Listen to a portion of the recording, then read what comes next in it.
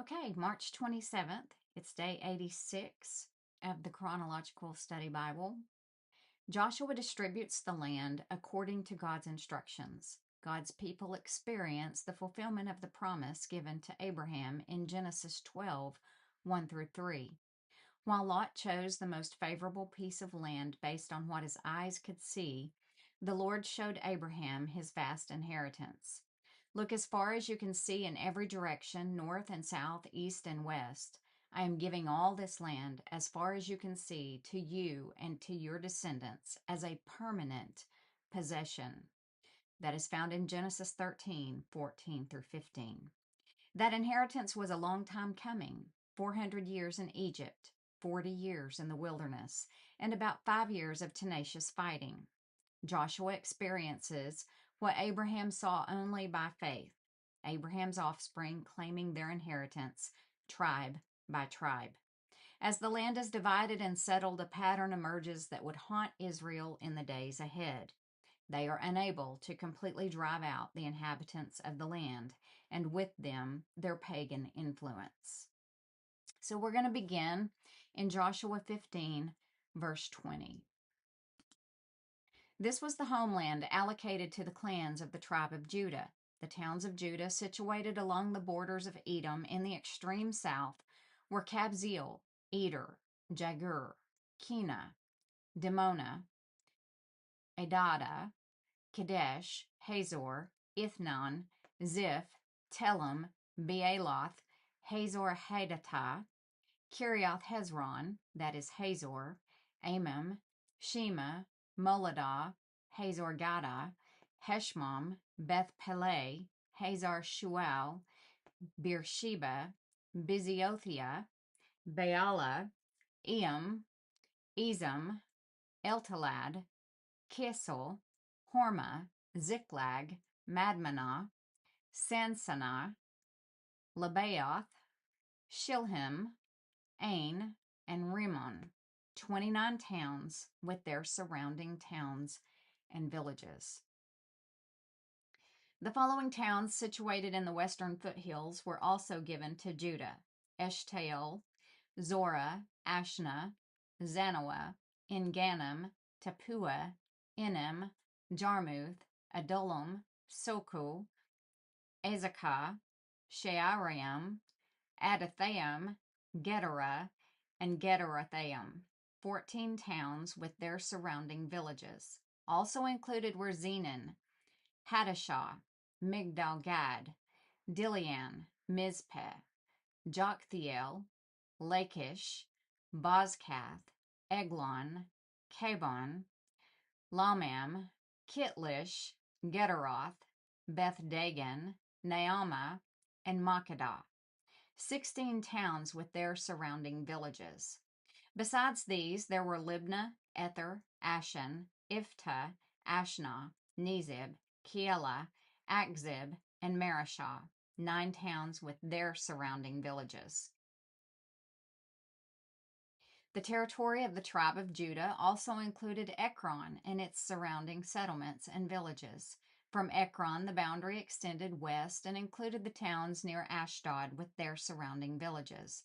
It also included Ashdod with its surrounding settlements and villages, and Gaza with its settlements and villages, as far as the Brook of Egypt and along the coast of the Mediterranean Sea. Judah also received the following towns in the hill country: Shamir, Jatir, Soko, Dana, Kiriath Sana, that is Debir, Anab, Eshtemoa, Anim, Goshen, Holon, and Gila, 11 towns with their surrounding villages. Also included were the towns of Arab, Duma, Eshan, Danim, Beth Tapua, Aphekah, Humta, Kiriath Arba, that is Hebron, and Zior, 9 towns with their surrounding villages. Besides these, there were Maon, Carmel, Ziph, Juttah, Jezreel, Jokdeam, Zanoah, Cain, Gibeah, and Timnah, 10 towns with their surrounding villages. In addition, there were Halhol, Beth Zur, Gidor, Maarath, Beth Anath, and Eltekon, 6 towns with their surrounding villages. There were also Kiriath Baal, that is Kiriath Jearim, and Rabbah, 2 towns with their surrounding villages. In the wilderness, there were the towns of Beth Arabah, Middin, Sikakah, Nibshan, the city of Salt, and En-gedi, 6 towns with their surrounding villages. But the tribe of Judah could not drive out the Jebusites who lived in the city of Jerusalem, so the Jebusites live there among the people of Judah to this day. The allotment for the descendants of Joseph extended from the Jordan River near Jericho, east of the springs of Jericho, through the wilderness and into the hill country of Bethel. From Bethel, which is Luz, it ran over to Adaroth in the territory of the Arkites. Then it descended westward to the territory of the Japhletites, as far as lower Beth Horon, then to Gezer, and over to the Mediterranean Sea. This was the homeland allocated to the families of Joseph's sons, Manasseh and Ephraim. The following territory was given to the clans of the tribe of Ephraim. The boundary of their homeland began at Adaroth Adar in the east. From there it ran to upper Beth Horon, then on to the Mediterranean Sea. From Mikmathah on the north, and the boundary curved eastward past Taanath, Shiloh, to the east of Genoa. From Genoa, it turned southward to Adaroth and Naarah, touched Jericho, and ended at the Jordan River. From Tappuah, the boundary extended westward, following the Kana ravine to the Mediterranean Sea. This is the homeland allocated to the clans of the tribe of Ephraim. In addition, some towns with their surrounding villages in the territory allocated to the half-tribe of Manasseh were set aside for the tribe of Ephraim.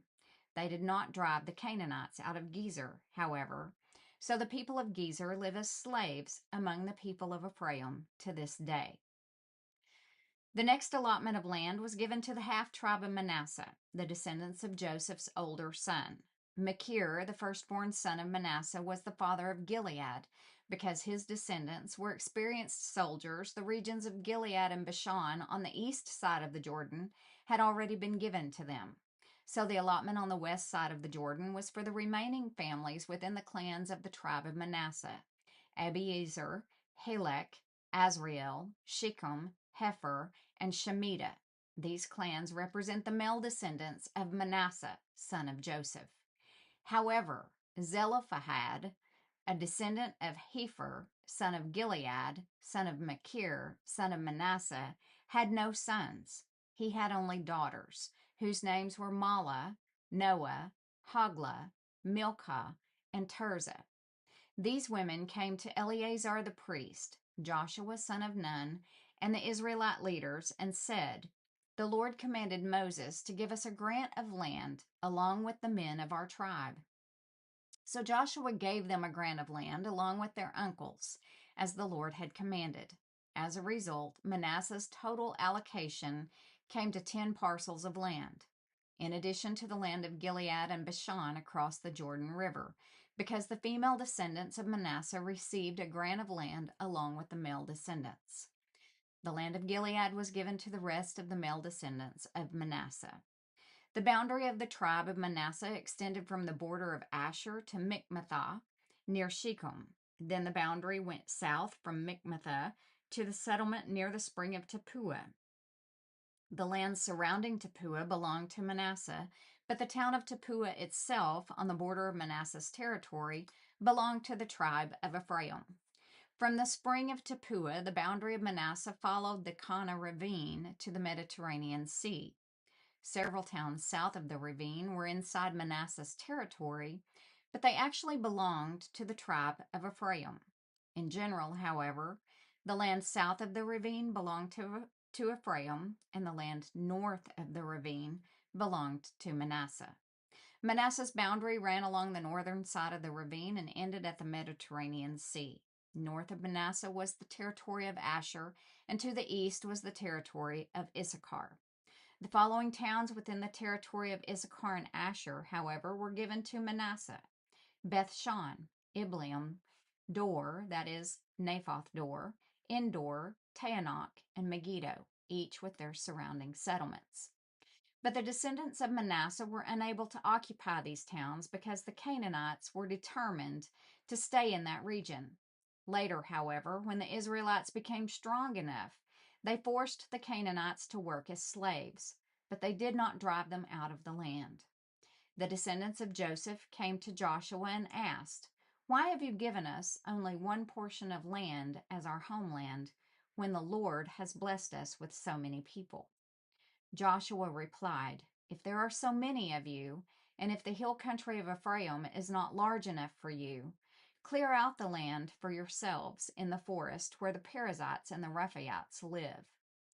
The descendants of Joseph responded, "It's true that the hill country is not large enough for us, but all the Canaanites in the lowlands have iron chariots, both those in Beth Shan and its surrounding settlements, and those in the valley of Jezreel.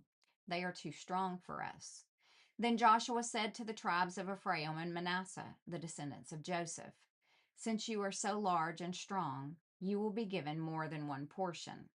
The forest of the hill country will be yours as well. Clear as much of the land as you wish, and take possession of its farthest corners, and you will drive out the Canaanites from the valleys too, even though they are strong and have iron chariots.